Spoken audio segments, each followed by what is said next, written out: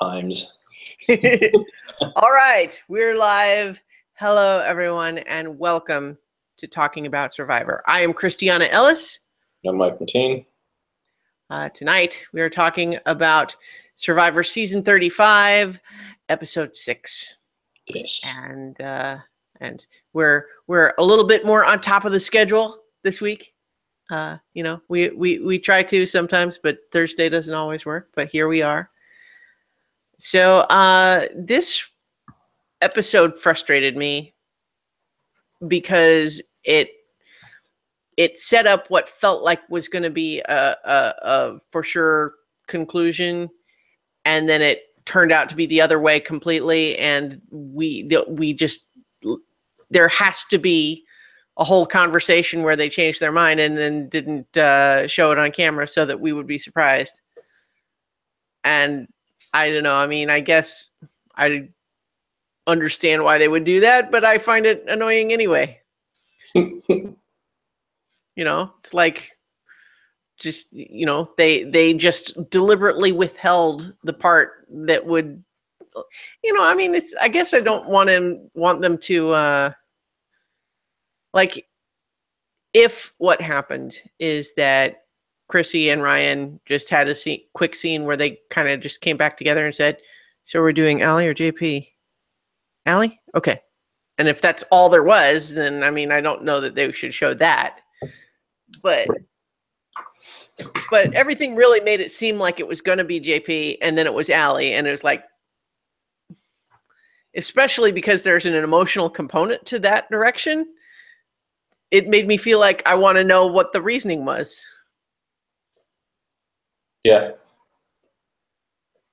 It's this happens every once in a while where, we've talked about this before. It's like, God, it would be nice if they had deleted scenes online where you could go and see the discussion that led to why this happened, because you understand why they don't show it, because it ruins the surprise. Mm-hmm. Mm-hmm. So you just have to, it's just part of the deal with the show. You have to take it sometimes. Yeah. It's one of the reasons why, post-merge, having the Ponderosa is nice, because sometimes you get a little bit more of that. What were people really thinking that they didn't feel like they could say before? Right. We're close to post-merge. Yes, that's true. So let's go ahead and jump back to the beginning of the episode. We started with Allie upset that Ryan didn't tell her what was going on, which it's kind of makes this a nice, tidy little package of an episode, doesn't it? Yeah, I think not the majority of this, but we got the gist of this from the scenes from last time. So this was not a surprise that she was expressing frustration, and he was like, well, I didn't know that you would be with us, so I just didn't tell you. That's pretty much the extent of his argument. Yeah. And that's a tough one, because as we talked about last week when we were talking about the preview, on the one hand, it's reasonable, it's certainly understandable why she would be upset, right? Especially if in her mind she would have been willing, right? If that's the case, then she could feel like, well, you could have told me and it would have been okay. But she has to remember too that he's not a mind reader. Right. So if she was not, maybe she wasn't giving him the signals that she would have been okay. It's also true that Ryan may have just been trying to not throw Chrissy under the bus. Maybe he floated the idea of telling Allie to Chrissy and she just said absolutely not. And, in order to stick with that, he was kind of weighing this idea of well, maybe I can repair with Allie afterwards. Yeah, also from his perspective, it did feel like Allie was part of the, she wasn't just going along with the Chrissy vote. She was instigating some of that. Yeah. And so, we actually, sorry, I didn't mean to cut you off. That's what I was gonna say. She was part of pushing for that. So you can see from Ryan's perspective, well, if she's one of the ones gunning for Chrissy, like, why would I go and risk that when we already have the numbers to do it, and I can try to repair that relationship or not later, rather than jeopardize and blow up this whole thing and maybe have the guns pointed towards me. You know, that's part of what's made him, like, you know, when he makes the comment at the end of this episode, like, I don't know why people keep wanting to work with me. I feel like I'm kind of a snake or a weasel. Sorry, call himself a weasel. But that's why, is because while he is being weaselly, he is not letting everybody in on it. So by not talking to Allie about it, he's able to maintain a little more of a sense of composure with it, and maintains his trust. Whereas if he's running to Allie and saying, no, we're going to do this and this, then he starts, what's going on in his head starts to be projected out on people, and then they would see him as a manipulator, and potentially he becomes the target. Right, right. So I think he's playing this well. I think he was right not to tell her. It's, you know, it's the hindsight is always 20/20. Yeah, of course she was willing to go along with it when she knew it was already done. Right. You know, would she really have been like that for it back before it was done, or would she have argued and fought for what she wanted, as opposed to just, you know, yeah, when you're back at camp and you already know that you're in the minority, of course you would have gone along with it. Yeah, yeah. Well, and the other element of this early bit that we've talked about before is that while it's completely understandable that she would be upset, angry even at having been left out of the vote, especially if she really would have been open to it. I mean, it's easy to say that now, right? I think if he had approached her at the time, she probably would have argued against it, and it would have been a discussion rather than a, hey, let me in on this. You know, she would have maybe tried to change things up, you know, like maybe tell Rourke about it and maybe have something else happen, right? So it's easy for her to say now that she would have been okay with it. But the point is, there is never anything to be gained, or very rarely something to be gained, from coming back from tribal council and getting in a screaming match with someone. Like, correct. You know, what Ryan actually says is that it was a bad look for her. That's the way he put it this time. And even though that's, I don't know, maybe not what I would have said, I think it is true from our perspective, in the sense that it's just kind of like, we get it, but Allie, the position you're in, especially now, is that you have just discovered that your relationships are not as solid as you thought they were. So you need to be in damage control, not righteous anger mode. Right. And I think that, you know, when we talk about like, oh, there must have been something missing, I'm sure that's likely what the conversation was. Is it wasn't like, hey, remember Allie tweaked out back at camp, but what they're weighing now is they say, okay, you know, we have an ability to get rid of somebody who's a strong player, you know, and could potentially win a lot of challenges and be very tough to get rid of down the line. But maybe we should make this decision on who we trust the most, not just who would be the best in the end game. Like, maybe we shouldn't play end game yet. Maybe we should play mid game. And who is going to be the best ally in the merge? Well, JP has been with us like a rock and unwavering in his support of this group of three. And Allie is a little bit, you know, it was a later relationship. It's been stressed. You know, there was a little bit of, you know, and there was a lot of tension when she came back, when she felt like she was left out of something. We probably trust her, but she's a little bit more of a wild card. Yeah. And that's why when they say the words like, you know, JP plays a silent game, that's kind of what they're saying, is like, hey, he just keeps his mouth shut and like goes along with us. And whereas you're causing like a lot of issues, you're being loud and obnoxious. Like, that's kind of that's sort of the reverse of that. You know? You know what it makes me think of, really dramatically, all sorts of things make me think of this book, but this in particular, the astronaut, Canadian astronaut Mike Hadfield, who became kind of famous for doing lots of fun YouTube videos when he was on the space station. Anyway, he wrote a book called The Astronaut's Guide to Living on Earth. And one of the things that stuck out to me from that book was he talks about forming a team and team dynamics. And he says, if you imagine the idea of classifying people as +1 is an asset to the group, 0 is neutral, -1 is a hindrance to the group, right? He said, believe it or not, you don't want people trying to be a +1, because more often than not, in trying to be a +1, they make themselves a -1. What you want is the people who are content with and good at being neutral, meaning not causing problems. Because the people trying to be a +1 might be good in one area, but end up upsetting the balance in some other way. And so in this context, the reason it makes me think of it, of course, is that JP, strategically neutral. He's not doing anything. He's not making moves. You don't have to worry that he's going to come up with some crazy idea behind your back. He's straight ahead. Yeah. His game, the thing that they were worried about, that he's going to be a strong challenge player, like that's his game. Like, yeah, he's very true to that, you know? And so you look at it and you say, in the short term, he's going to be a vote with us.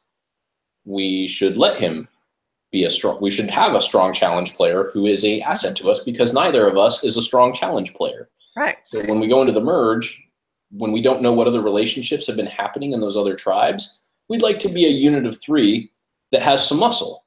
Yeah. You know, as opposed to just and neurotic people.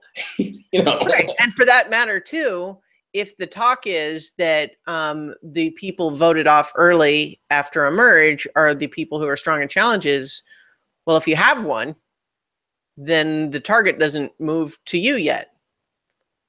Also true. Yeah.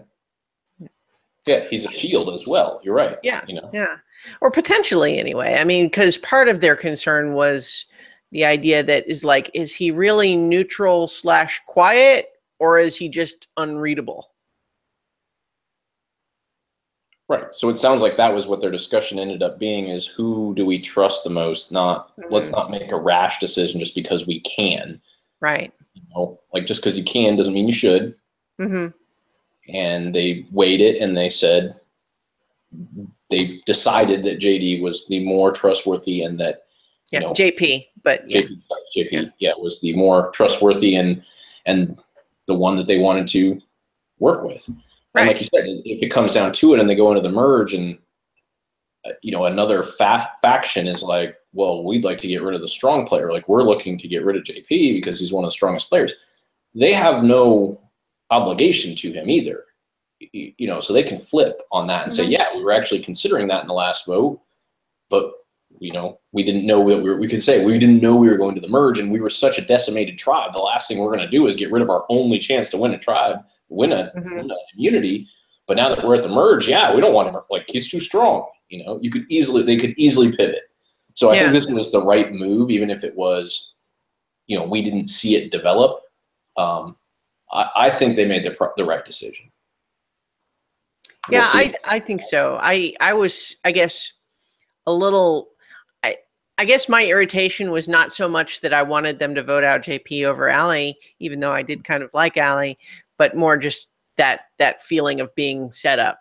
You know what I mean? Like them making it seem like it's really a foregone conclusion that it's going to be JP to a fault, where I was starting to feel like they're making it seem too obvious. So does that mean it's going to go the other way? But they're not giving us any reason why it would. Right. So it didn't feel set up. Although what I could imagine happening, what seems very plausible to me, is that Ryan is the one that we hear like the interior monologue of, you know, from going back and forth. Well, here would be the reason to vote JP. Here would be the reason to vote Allie. But Chrissy is his partner in this. And we don't hear, you know, we hear her kind of talking like she's informed and engaged with the strategic game, but we don't hear a lot of her opinions about what they're going to do. And so my guess is that it might be. She was like, hey, JP's been loyal and Allie was gunning for me. I would prefer to keep JP. Yeah, exactly. And that may have always been what she said, and that's why we never saw it. Right. Yeah. And I think that that's very plausible. And the other thing is that it's interesting to think of and maybe keep an eye on is Chrissy letting Ryan be the Weasley one who gets his hands dirty? I think so. I mean, Allie even called her like the biggest liar in the game or something like that. Like liar of all liars or something like that. Yeah, she was like very and again, like we didn't see a lot from Chrissy, so it was like that it seemed out of place. Yeah. So maybe Allie picked up on that, and that, and Chrissy's is letting Ryan, but at the same time, like we're also coming from a weird perspective because, as you pointed out, Ryan is essentially our tribe narrator for that tribe. Yeah. So we do see everything through his point of view, at least in the last couple episodes. That's definitely the way they've been editing it. Right. So it's hard for us to gauge like exactly what is the perspective. What is Chrissy letting him do? What is she weighing in on? What is she not? We don't get enough of that. So it's interesting because I wonder, is it just because Ryan is the most interesting storyteller for right now, or are we getting a lot of screen time because he goes very deep in this game and he's very active, right? Like he's doing a lot of things, whereas it seems like he is a good storyteller. He serves as a good narrator. Yeah, he talks good, gives good confessional. But what Chrissy seems like she's doing is she has connected with him and formed this relationship with him that she sees, that they both see as mutually beneficial, but her role in that partnership seems to be to let him be the one that's active and going out and doing those things. And then she backs him up maybe, but certainly even though, if we just look at the way Allie described the two of them at the end, like little twerp versus liar of all liars, like that's maybe not the best example of what I'm trying to say. She seems like she is trying to cultivate sort of a captain and executive officer vibe with Ryan. Like she's steering the ship. He's the one that gets the work done. You're saying Chrissy is doing that? Yeah. Like he's the one out there giving the orders and organizing and doing the heavy lifting, but she's the one that's kind of calling the shots, really. Maybe. I mean, I've seen them as they seemed like a good partnership to me. Yeah. I don't mean it in a sinister way. I kind of just mean it more in a sense of level of activity way. You know what I mean? Like she's being a little bit more steady. He's a little bit more riding the waves. Yes, but this again is, I think, part of the fact that because we get his inner monologue, I feel like we feel that way more than he's actually doing. And that's what I was trying to get at before with, saying part of why he didn't tell Allie and why it makes sense not to, is that, we see him going through all of these machinations in his head and going, but from a perspective, he's been fairly straightforward with them. It's like, he didn't do anything different other than not tell Allie they were going to vote for her unanimously. He wasn't really riding any wave. Like they made a decision and they stuck with it. They had an alternative conversation about whether JP made sense. They decided against it. So we see him kind of weighing it all out to us, and probably he and Chrissy have that conversation, but he doesn't seem like that in front of the whole tribe because he hasn't gone differently. Like those three have stuck together through both votes. There hasn't been a change. If you look at it ostensibly, there was a group of 5, 3 of them picked off the other 2. Yeah, that's true. That's true. And we know there is more to it because we see him discuss it. So, he probably gives that vibe off a little bit, but at the same time, he's not. Like, I think that's why it kind of comes when you say riding the wave. He's not really, like, they've made a decision and they look at alternatives, but they are sticking to their decision, Yeah, so. You might be right. but we'll see as it progresses in the changed dynamic once we have the merge. Exactly. Like that'll really change a lot of this is, how do they, then go and blend into a larger group? Like, do they continue to, does Ryan continue to be kind of the vocal person in all of the different combinations, or do they kind of sit back and let things develop in front of them? And it'll be an interesting dynamic because we've spent so much time with this group of people because of having been in the last two, tribal councils, and that's why, I think we talked about it last time. It's like, okay, it felt like some of the stuff was like exposition of the other tribes to give us what it's going to look like in the merge. And I think even particularly in this time, I think a lot of that stuff with Cole is setting us up for what's going to happen in the merge and how people maybe are going to rally around him potentially as an easy first target, and whether that is going to play out or not play out, Yeah. So they're telling a good story. I mean, they've had 20 years of experience on doing that, but yeah. They know what they're doing. Yeah, it's just nice though. I mean, because we've talked about this before, is when you go to a new cast versus a returning players cast, like there's a more traditional exposition to this kind of a season, because again, we have to get to know everybody. It's not just a bunch of people we already know and are invested in who also are invested in the game, who are making these moves much faster and much more rapidly. Like they essentially skip as we talked about before, the group norming and forming stage, because they already have done that part. They're jumping towards the storming. Yeah. We get to see a little bit more of the traditional story arc. So we get to see a little bit of, okay, let's check in on this tribe and let's kind of see what this dynamic looks like. And let's check in on here and see what this dynamic looks like. And then, okay, let's move on, So while it hasn't been as like jam-packed action-wise of a Survivor season, it's been a nice slow burn that I think is going to I feel like is going to pay off when we go to the merge, because we have some interesting people who have developed game mechanics, Right. Yeah, I think we have a lot of interesting players that it's going to be interesting to see them all in the mix now instead of in these smaller groups. Yes. Definitely. So we've talked a lot about the big picture stuff, like even like sort of the end of the tribal council sort of stuff, like based on what decision was made here and all that. But so let's talk a little bit more about some of the other things that happened in the episode.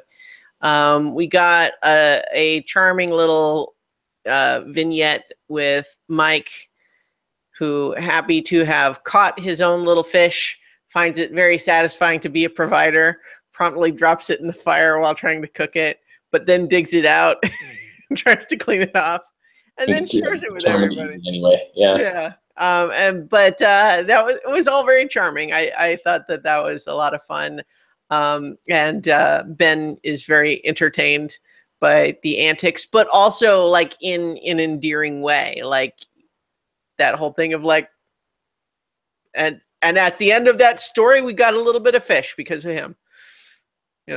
Dinner and show.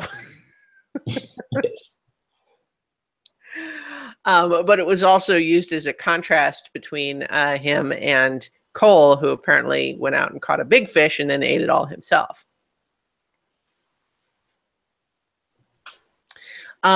It's interesting, though, because we got complaints. They made him, they painted him that way, but he also was doing things that allow them to do him that. Yeah, it's interesting. I was just going to get into this idea that, last time people were complaining that he was eating too much and being kind of rude about it, and this time he's also kind of wanting to eat a lot more and kind of insisting on trying to eat more now, and the idea of it's better to eat what you have when you have it than to save it out, which I'm not really sure is true. I mean, it's like that's kind of what ancient hunter-gatherers would have done, but that's also a kind of a different situation when you're talking about it being your permanent status quo, as opposed to we're here for another couple weeks max. Right.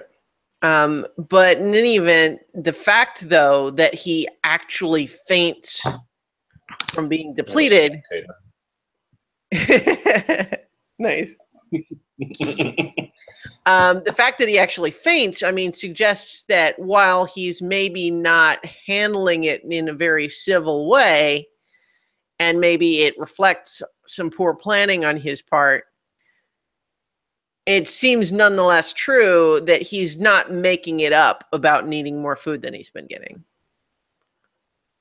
even with as much as he's been having. Like, and to some extent, that's not something that everyone else should have to, suffer. You know what I mean? It's like, or I don't know. To some extent, you could say, like, if the idea is that his strength is providing some asset to the tribe, then he deserves some extra food as a result. I mean, that's hypothetically fair, but it also seems like he was not really gracious about it either. No. Yeah. And also one of the things that Ben kind of observed is the idea of, like, he obviously focused too much on wanting to look good on TV. If he had packed on a few extra pounds before starting the show, he would probably not be feeling so bad. Right. Which is probably true. I mean, that's kind of how the metabolism works. He's probably got a very high metabolism. He's trying to be in really good shape, low body fat percentage. But that also means that when you're not getting the fuel, Yeah, but at the same time, like, JP is a big dude and he's not fat and he's not having any trouble or complaining. I don't know. They're not winning rewards or anything like that. He's just, so I think there is a mental component to it as well. I mean, yeah. But I mean, like, again, it's like fainting, though. That's he's not. I don't think he's play acting.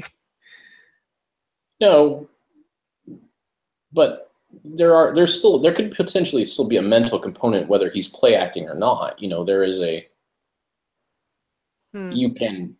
your mind can trick yourself into thinking, like, if you've made this thing into concerning yourself with that you're not getting enough food, like, that you could allow that to happen. Whereas, if someone else maybe isn't getting enough food but is mentally determined to, like, not let that negatively affect them, they don't have that same thing. And I'm not saying that and I don't know that that's the case or anything like that. It's not like he's the first dude to be a big guy who's with low body fat percentage on the show, That's true. Well, and the other thing is, it's like, it is quite possible, very likely even, I would guess, that in the history of Survivor, there have been lots of times where you have one guy who's, like, bigger than a lot of the others on his tribe and ends up eating more, by volume. But at the same time, there might be some sort of a mutual discussion about it and kind of like an understanding of, like, okay, well, if he's an asset in challenges and you want to try to keep him strong, then maybe it's fair for him to have a little bit of extra, like it's a proportional thing. Maybe you could potentially have that conversation, but It sounds like he kind of just kept eating a lot, and he would go fishing and keep it all for himself. And, he was not very considerate about it. He seemed entitled to more food. And as though he felt he was entitled. And I wouldn't rule out the possibility that we discussed last week, which is that the fainting was actually due to dehydration. That's true too. Yeah. Because, he could have just been concerning himself with this food thing so much that he neglected to drink enough water, and they're artificially conflating the two when the reality is he just wasn't taking care of himself. Yeah. That could very well have happened. We don't know that because we didn't, monitor his hydration levels, but Well, I mean, that was, they did give him rice, but they also talked about, like, one of the first things they did was get some fluids in him, is what they said. Mm-hmm. So he might have just been dehydrated. Yeah. Because he wasn't thinking about that and taking care of, like, and doing the things like you talked about last time. Is like, you should be overly hydrating yourself, and maybe he was so concerned with the food, like, I'm not getting enough food, that he didn't think about And maybe that's why he was hungry all the time. Maybe he was dehydrated. Not that he wouldn't also be hungry, but had he been hydrating properly, he may have not been as weak, and he may have been, again, conflating the two. Yeah. So, because like I said, he's not the first guy to do it. We have other guys on the show who are similar body types, even larger masses, and they aren't having any problem. Like, I'm sure they're not comfortable. But yeah. JP seems fine, But in any event, it's still scary to watch someone so obviously disoriented. Falling over is one thing, but almost I thought a little scarier was like that first sentence he kind of said on the ground, where he's almost talking gibberish, but it's like he's saying, why did you do that? Something like that, where he's kind of stuttering and speaking nonsense because nobody touched him. Right. And then as soon, like he was out for a second, and then when they kind of came back, he didn't even seem to remember any of that. He's like, I thought I was over there. I don't even remember coming over here. And it was interesting too, just like the shot that they had before he even stood up of his hand kind of tremoring. That was seems like something was happening there, and it's like he may have already been disoriented at that point, and so maybe even like standing up at that point was kind of a was his irrational response of something's wrong, I need to do something. Yeah, maybe. Yeah. But in any event, it's, even if he is kind of a jerk, who's not very considerate of others, we don't want anyone to have to go out for medical issues. And so it's good that he seemed like he, recovered well. And also, as Jessica pointed out, it's kind of like, there's worse times and places to have that happen than when you have two, members of the healer tribe just right there. Jumping into healer mode. Yeah. One of the things, though, some of the other elements that came into play following that, though, is Jessica feeling like taking care of him made her feel more invested in him again, which, I don't know, kind of tripped a red flag for me, in the sense of, if I were there, I'd want to kind of pull her aside and say, okay, think about this for a second. Remember why you were annoyed with him. And the fact that he didn't take care of himself and you had to help him does not make him better. Yeah, that's not better. Now, the impulse to want to take care of him is because you have empathy. So don't confuse that for something else. But in any event, there was also a bit earlier where Cole was, when he was getting hangry, he spoke a sentence, long pause. Lauren started to talk and he said, "Don't cut me off." It's like, she's like, what? You stopped talking and I started, and okay. And then he accused her of dominating conversations, which, to be fair, I could believe. But in that particular circumstance, it didn't seem like it was an example, especially since he was the only one that seems to be on that side of the argument. And as much as he wanted to kind of say, I want it to be the group decision, but I'm going to keep arguing until the group decides my way. That seemed to be what he was doing, right? Like it was, everyone else was saying, no, you're the only one that's so hungry right now that wants to, cook more food. And, so you want to cook your portion of the rice? Go ahead. And he's like, no, I want it to be the group decision. It's like, yeah, except that you're not going to stop complaining until we decide your way. Yeah. Yeah. Anyway, So Ben, Lauren, and Mike, though, don't like him and are a little bit concerned about, Jessica is like, are they actually, doing a couple thing? I think that they're probably, you don't want to overblow the idea that they're dangerous as a couple because neither of them seems like the sharpest in terms of player, but certainly not him. Like she might do okay. And if she could really get him to, if she could control him, that would be one thing, but it seems obvious that she can't. So, So I don't think that's really a concern, but, it's something worth observing from their perspective for sure. Yes. So that brought us to the reward challenge. I think there were both challenges were kind of cool this episode.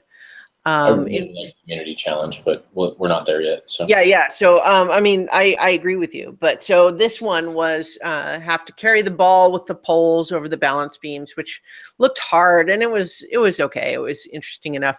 But I loved the slingshot hitting the targets, which was something we've seen before, but not on a floating platform in the surf where the whole thing and the targets are going like this. I thought that was actually that was a really interesting way to complicate a mechanic they've used before. Yeah, I really like you said, the change to something that we've already seen was great, and the to watch because I think it was JP, which was very which again it goes to show part of why they believe that he definitely is. He's smarter than he's letting on, but he is just very quiet and patient in his game. Like I think this is one of the things that like builds that. Like, well, they're not particularly referencing this, but they showed it. Like he had the reserve and the resolve to just stay there, and let it happen and wait until he was ready and then take his shot. And if that's how he's playing the game, you want him around when he's on your side, but that is also a little dangerous, and that's why part of why he came up. Yeah, he is very good at staying calm under pressure. Yes, definitely, and to some extent, it makes sense. That seems like it would be a not just useful but necessary trait in a firefighter. Yeah. And I mean, my brother's not a firefighter, but his personality has reminded me a lot of my brother. Oh yeah. Yeah. And I was thinking back, like even to the last episode when they came to him and they were like, "Oh, hey, by the way, Rourke's, trying to do this all-girl alliance, so we're gonna get rid of her." And he's like, "I'm on board." Just so matter of fact. That's how my brother is. We're just like, "Hey, do you want to, train for a marathon in 3 months?" Yeah, sounds good. Let's do it. It doesn't matter what you throw at him. He'll think about it and he'll just make a decision. And he's very, very much like that. So, it's just been funny for me to watch because it's not long. Because my brother would be the same way. Like he would be proud to be the one that's like is playing a silent game. And JP's I think he kind of digs that. Yeah. And he wears it on his face well. Like he doesn't give in to the fact that he's definitely enjoying the fact that they're saying that about him. Well, see, the thing that makes some of that more interesting than I thought during the episode is when I thought it seemed really obvious that he was getting voted out, I was watching his behavior in the tribal council and thinking, he doesn't he is saying words that sound like he's trying to act worried, but he doesn't look worried. And I feel like he should be. And so he's reacting oddly to this. But in hindsight, I guess it makes more sense in the idea that probably Ryan and Chrissy came to him and persuasively said, "Nope, this is the plan. Here's what we're doing. We're on your side." And he believed him. So he said the words, but he didn't really think he was in any danger. And I think that explains his behavior.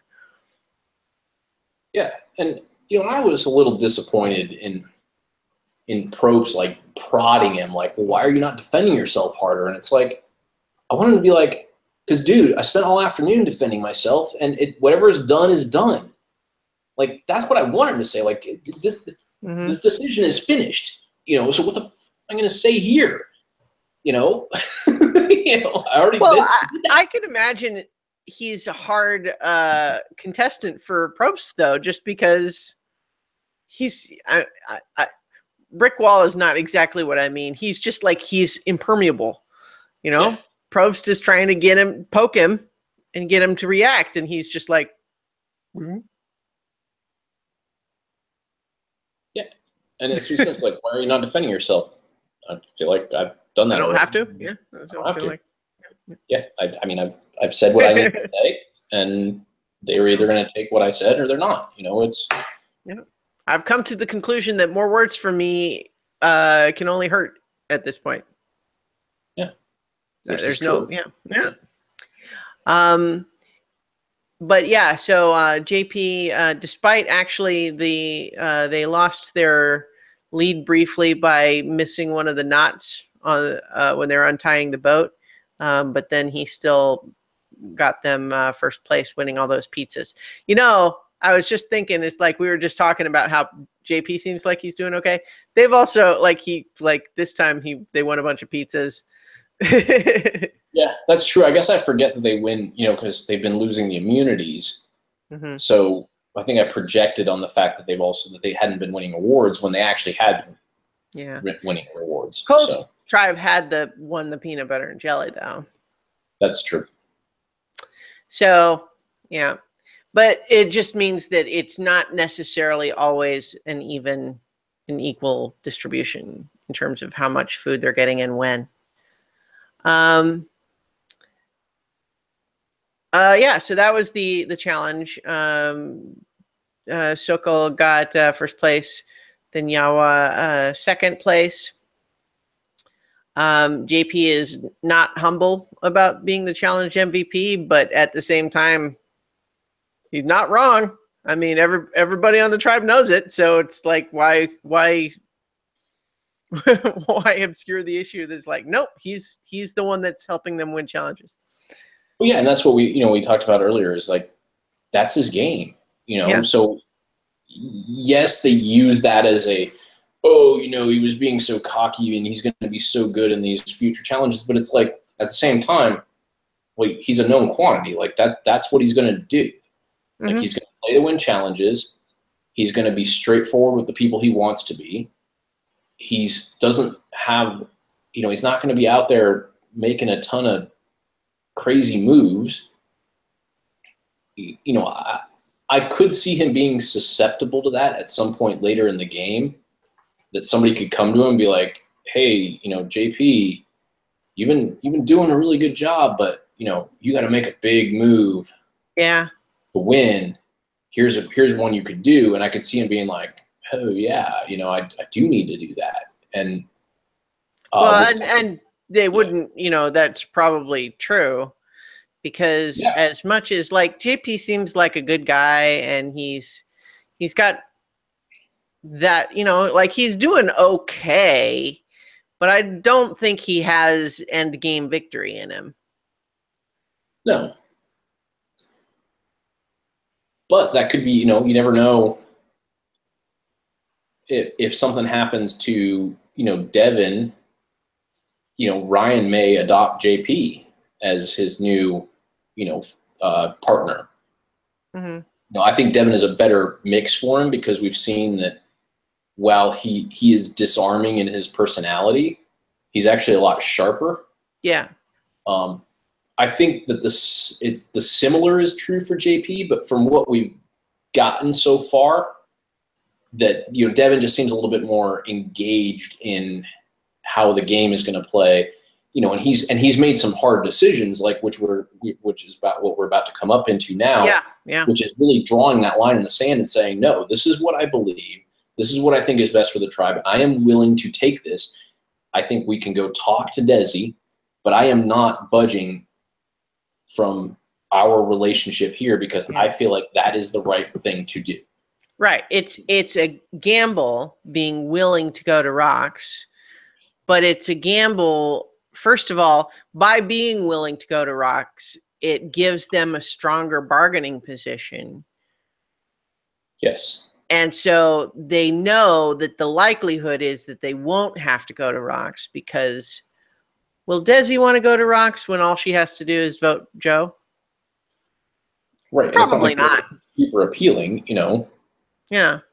And so, you know, that is basically, you know, we skipped over enjoying the pizzas a little bit, but you know, I guess the big one of the important parts, yeah. the big takeaway from that was the tri-tip salad, which was mentioned like 5 times. It was a little weird that he just, I mean, I know what he's talking about, but it's like he just kept saying it. Like that was the good part of this little scenario he was painting, is the tri-tip salad. Yeah.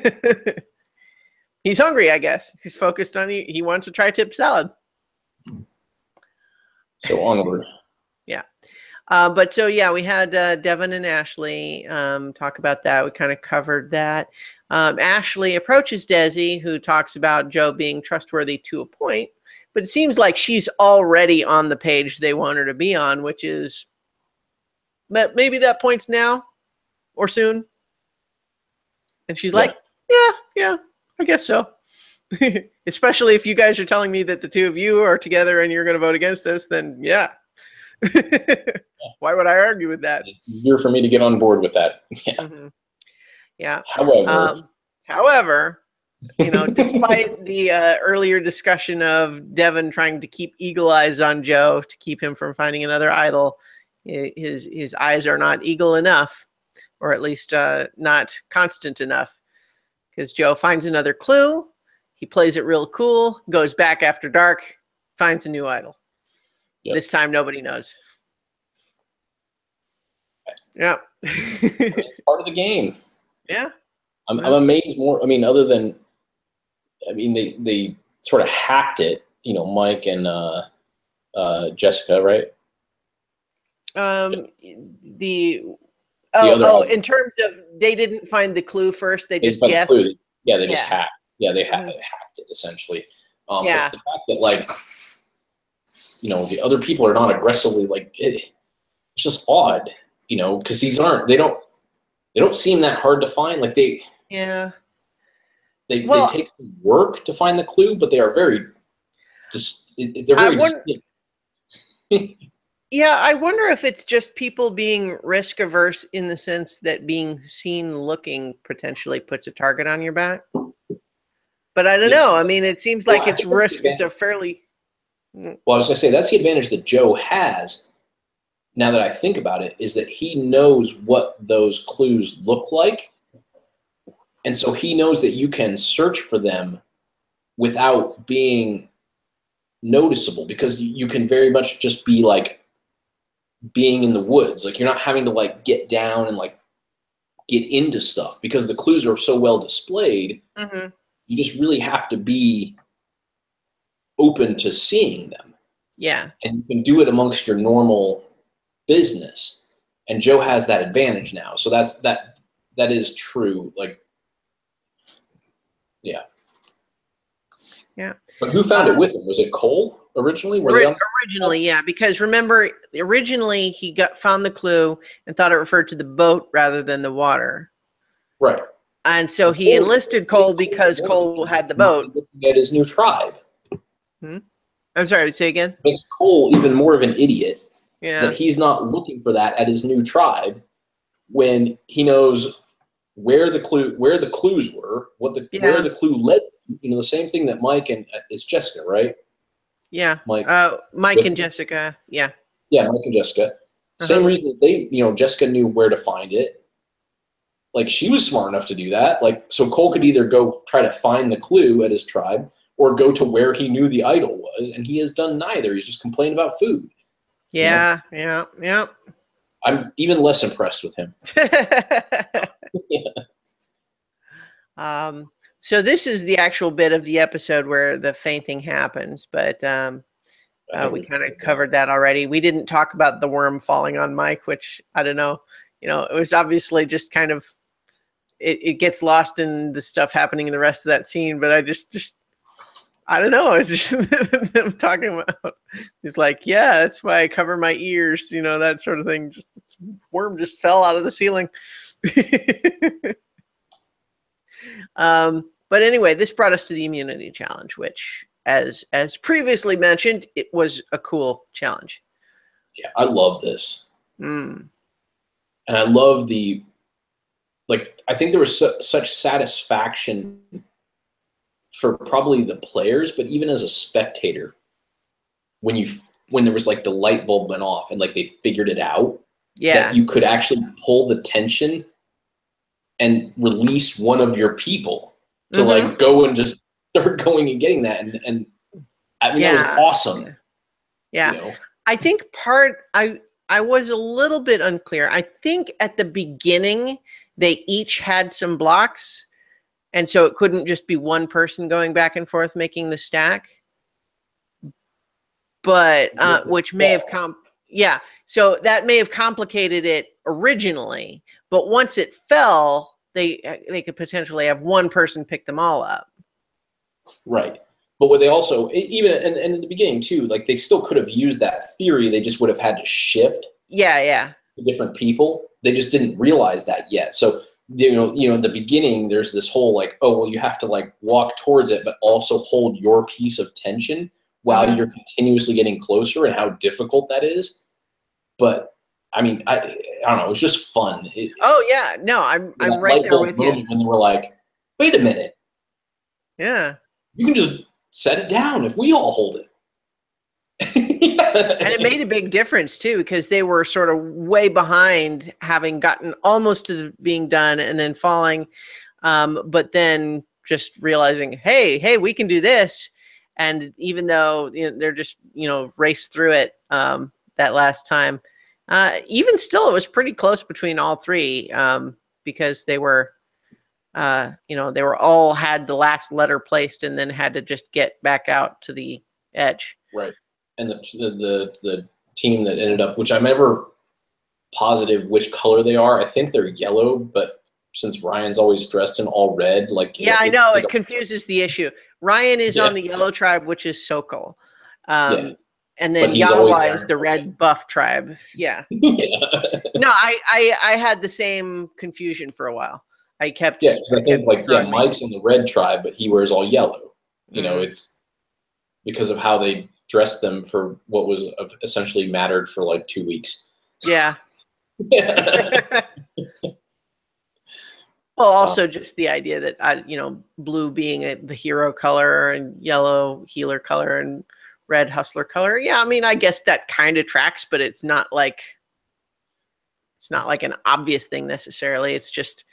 But okay, I misunderstood what you're saying. I get it now. The idea that when they were all on the original tribe, they had them wearing colors that matched the buff. Yes. Okay. So that's so yes, I get what you're saying now, and I agree that it means we have a traveling show. Yeah, I'm moving locations. Okay. The downstairs is going to get occupied, so. Fair. I think we're getting close to done anyway, since we just talked about the tribal council and everything already a lot. But so we ended up with Yawa getting first place, Levu second, and Sokol having to go to tribal council again, which, given that we were just talking about JP being this asset and challenges, that's where it's good on the show producers that they keep making challenges where it's not the same skills don't let you just win every time. Different challenges require different skills and different strengths. Yes. This one was much more teamwork, and then ultimately the lateral thinking of realizing that you could have one person not need to keep tension on their rope. Yeah. But it was a lot of fun.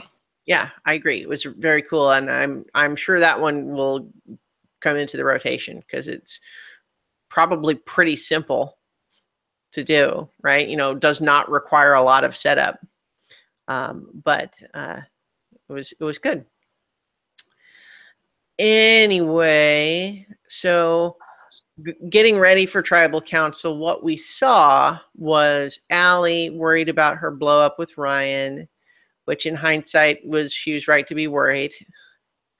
JP not worried, not a big deal for us, just assumes that Allie's going and nothing she can do about it, so he just doesn't even have to worry about it, which I guess I'm a little bit annoyed with, just because even though he was proved right, I sort of feel like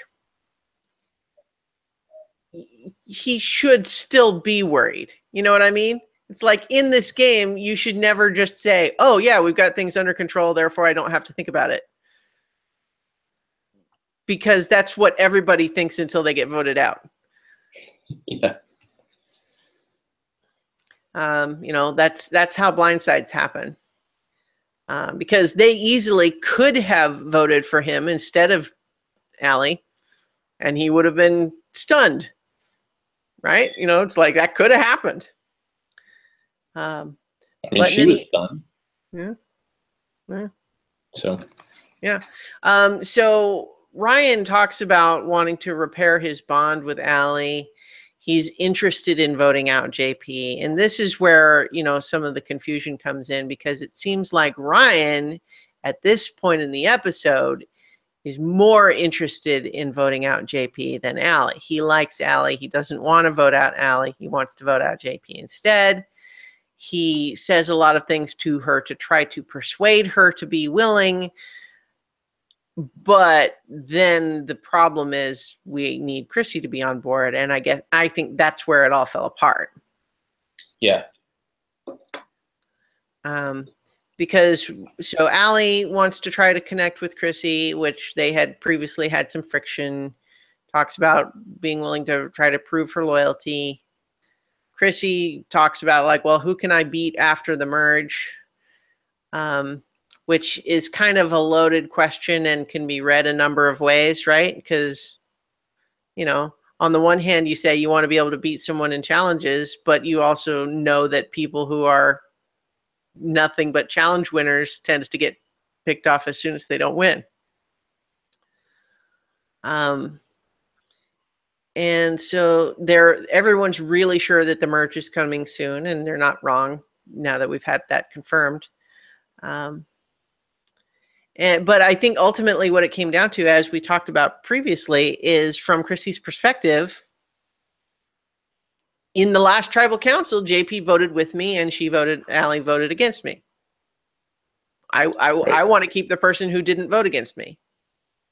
Right, especially when, as we talked about to launch the episode, Allie came and, you know, caused discord right after the tribal council. So. Yeah.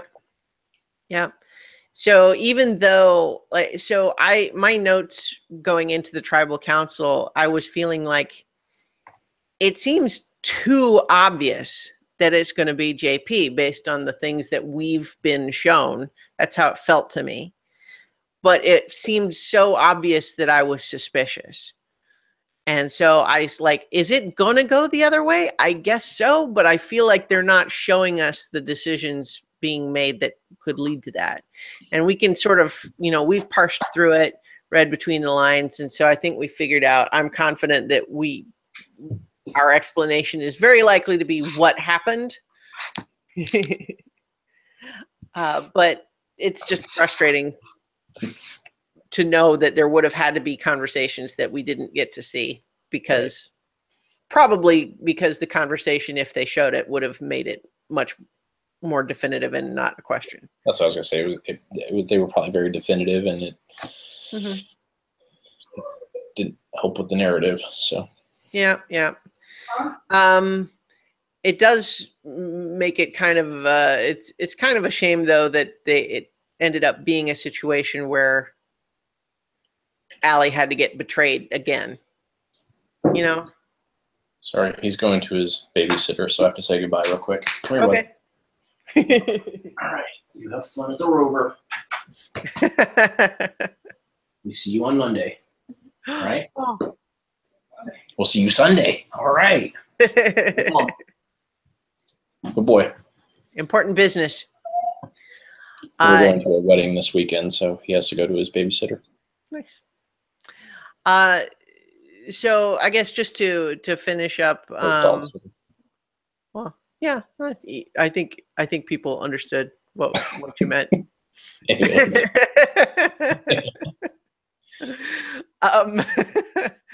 But okay, so I've lost my train of thought. I guess just this idea that I don't know. I don't remember where I was going. I feel like at another point, but there was this whole bit in the tribal council where it's like, well, so JP, if it turns out that you get voted out, what are you going to feel? And he's going to like, yeah, no, I mean, I guess if that happened, I would think that, maybe I should have been more social. I feel like that was honest. Like, I feel like that's what he would have said had he actually gotten voted out. He would have been like, oh, I guess it's probably true. I mean, the discussions everybody had, there was enough real discussion about possibly voting him out that it felt like that's what was going to happen to me. Yeah. Maybe other people saw this outcome coming. But because the truth is that they did have concerns, not only about him being a threat, but also in the sense that, like, he's steady, but steady where? He doesn't talk strategy. Like, what is his plan? Is he just not going to have a plan and that's it? And maybe so, but because he's so opaque about it, it's hard to feel comfortable. In any event, though, obviously Allie goes out having been betrayed again, which is a shame. But that was the point I was trying to make earlier, that it's a shame to have her go through that again. But it's, in some ways, it's just the nature of the game, in the sense that, I'm sure that, like, Ryan and Chrissy, like, they didn't want to betray her. I mean, it wasn't about being mean, like tricking her, but it was a matter of, like, if we tell you, that just complicates things. And because you are actively engaged in the strategy, we can't tell you nothing, because you're going to force us to give you an answer. And so we have to give you the answer that you want to hear, or else everything blows up. Right. And it's just sort of the natural consequence of the way the game works. But at the same time, it's a bummer for Allie, in the sense that she got betrayed by her closest ally last time, and, tentatively accepted a reforging of that relationship, only to have it be betrayed again. Yeah, I mean, it did suck for her. At the same time, that's part of how the game works. Like, what are they supposed to, if they go and soften the blow, then, then she's got an ability to go maybe make something happen. Yeah. As opposed to just, we'll just stick together and take care of that, Right. Well, in some respects, that it really is a sign of, like, we were worried that if we told you, you would try to mess up our plan somehow. And potentially be successful. Yeah. But, so it's one of the rare occasions where someone's name calling in their final words, and I kind of didn't begrudge them, their anger, just, like, at the same time, it's like, it's part of the game, but I could also just see why, like, she kind of got... Yeah, I mean, she was in an odd situation, and I think, I don't think Chrissy was being the liar of all liars when she said, we would love for all four of us to carry on in the game, but that's just not going to happen. I don't think she was being untruthful there. I think that they did see value in Allie. They did see value in. Yeah, none of them wanted to send her home. They just, they wanted to stay more than they wanted to keep her. Yeah, it wasn't now we have a chance to get rid of Allie. It was like, well, we have to get rid of somebody. Yep. And we have made the decision that JP is the one that we would rather go into the merge with, even knowing that he is a strong physical threat. We would rather have him with us on our side than you. That doesn't mean that we don't like you. If there was a different choice in JP's stead, maybe we would pick you, but that's not the case that's not the hand we've been dealt. So this is how it goes.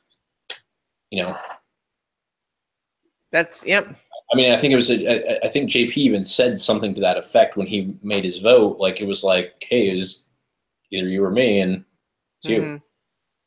Sorry. You know, and she was similar. She was like, hey, we're getting rid of the strongest person. She was wrong, but, you know, so. Yep. So in an event, that's kind of, you know, that's the way the cookie crumbles. But yeah, so next time, merge. Yep. Although it's interesting because we definitely see them on a beach with 3 color-coded, you know, challenge things. Yeah, but it just means that they merge and then still do a 3-team challenge.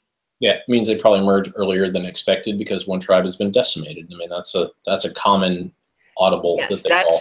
True. That's true. They do that a lot not a lot, but it is a common thing where they merge and their challenge was built for a non-merge. So they then have to split into 3 tribes in order to compete for some people to go on a reward. You know? Yeah.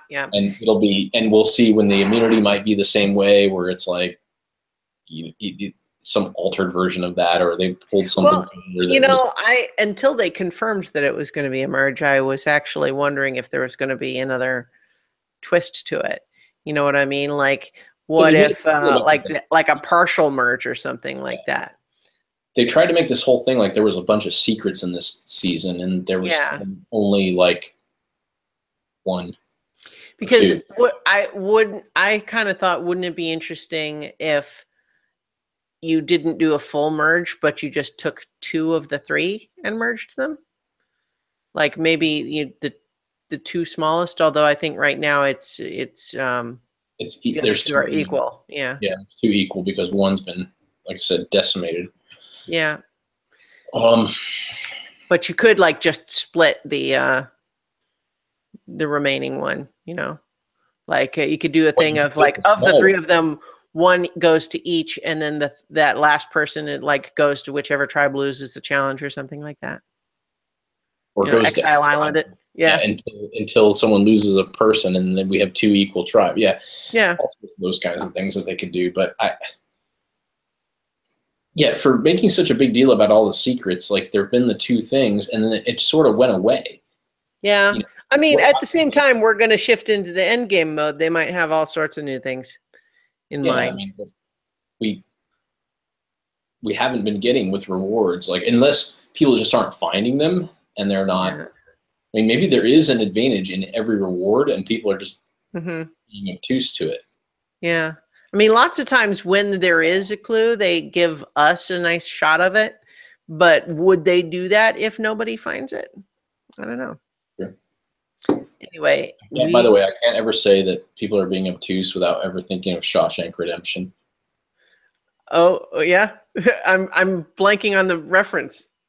I mean, I know Shawshank Redemption, obviously. Andy calls the right. Yeah, is it deliberate? Yeah.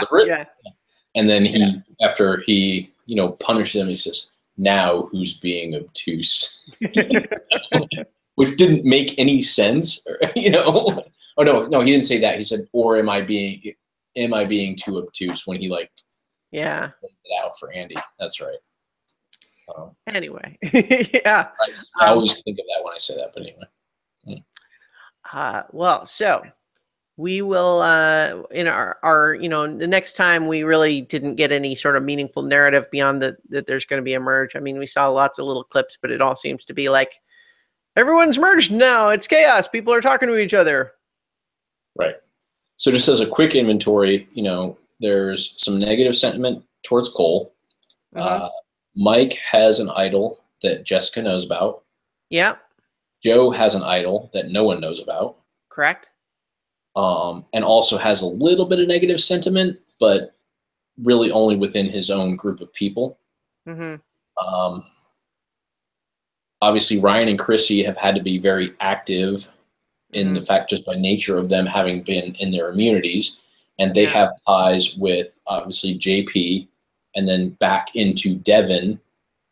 Ryan and Devin could still come back together.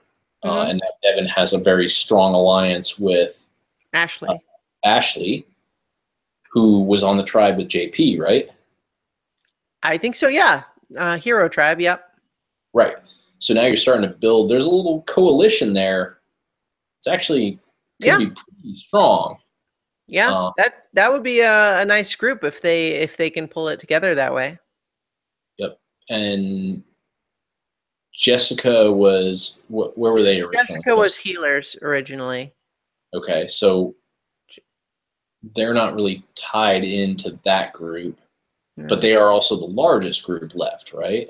Jessica, Cole, and Mike were all healers. Who else? Desi was too, I think. No, I think Desi was a hustler. Desi and Joe were hustlers. That's why they were together. Yeah. Here, let me. I can pull up my. Sorry, I just thought it'd be fun to kind of inventory this real quick. Oh no, that's good. I'm not trying to make too deep of predictions, just kind of. Yeah,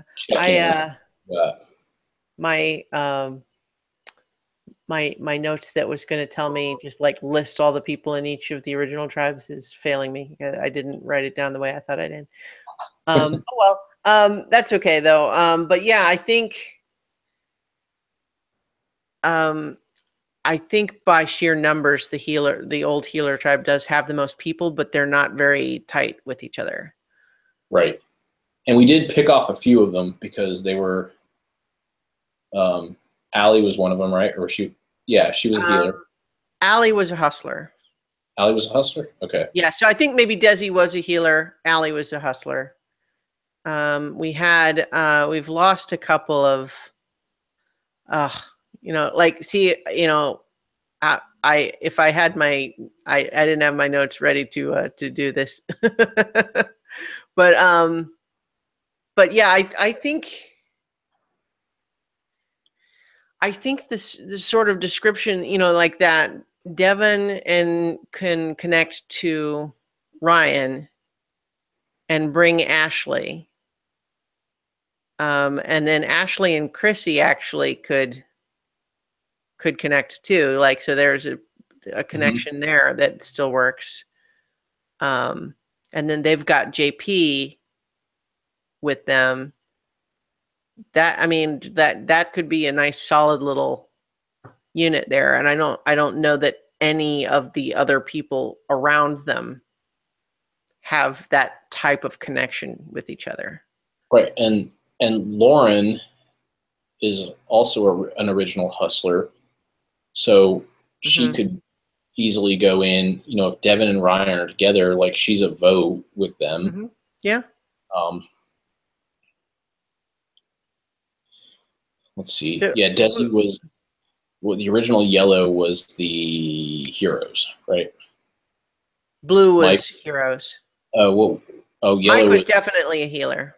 Healer, yeah. So yeah, Mike, Desi, Joe, Cole, Jessica, and Rourke were all the original healers. So we've only lost Rourke. So you're right. There are the most of them, but they're not that tight because like Jessica and Cole are off and on. Yeah. Joe was never really even tied into them. Mike is definitely off of them. Yeah, he's kind of on his own. Desi is also on her own. So it looks like, the hustlers seem to be the more tied in, even though there are less of them. Actually, at this point, all that's left is Ryan, Lauren, and Devin. But Ryan and Devin will probably reconnect, and then, like I said, Lauren will be floating. Yeah. So she'll be looking for whatever. Right. She definitely doesn't seem like she's, I don't know, she and Ben seem like they get along okay. What you get, so you bring in, but then Ben, if Chrissy and JP go and grab Ben, then that makes sense. So now you've got this pretty solid unit of Ryan, Lauren, Devin, Chrissy, JP, Ben. I think Joe's an early target, but he has an idol. So and Mike's probably actually an early target, as are Jessica and Cole, and that all of them are where the idols are distributed. You know, right? I think Cole might be falling into that category though of if people kind of don't like him. Once you're in the merge, it's like, well, do you vote out the person that you don't like, or do you bring them to the end?